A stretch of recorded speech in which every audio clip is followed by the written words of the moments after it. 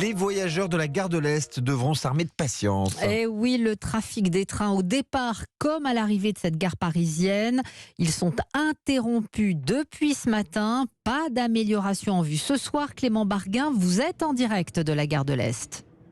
Oui, il y a eu du monde toute la journée devant le guichet de la SNCF. Une longue file d'attente de voyageurs un peu perdus, désemparés, avec des trains supprimés, d'autres déviés, gare du Nord ou gare de Lyon.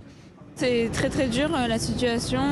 Moi, je suis hôtesse de l'air et je fais des allers-retours entre Paris et Nancy. Ce soir, je n'ai pas de train pour rentrer. C'est contraignant qu'on a fait notre journée de travail. C'est un petit peu embêtant. J'ai pris un rendez-vous dans un hôpital, j'ai dû annuler. Mais bon, voilà. J'ai perdu une journée, mais bon, c'est pas la vie non plus, hein.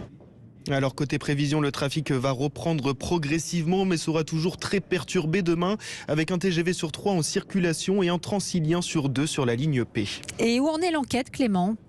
Alors ce qu'on sait à l'heure actuelle, c'est que 2 boîtiers électriques situés à une dizaine de mètres l'un de l'autre ont été incendiés vers 3h du matin en Seine-et-Marne.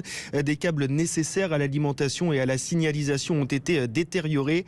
Olivier Bancel, le numéro 2 de SNCF Réseau. C'est un acte de sabotage sur des câbles qui sont des câbles de signalisation qui comportent des circuits de sécurité. Il y avait une 50aine de câbles qui ont été détériorés, qui ont été mis à feu. Et ensuite, 600 circuits environ de sécurité, donc il faut les reprendre un par un. Alors pour l'instant, on ne connaît pas l'auteur des faits ni les motifs. La SNCF a porté plainte et une enquête a été ouverte par le parquet de Meaux. Clément Barguin en direct de la gare de l'Est. Et puisqu'on parle de ferroviaire, dans quelques mois, le nom de Thalys va disparaître. Le TGV qui relie Paris au Benelux et à l'Allemagne prendra lui aussi le nom d'Eurostar, marque à la meilleure notoriété.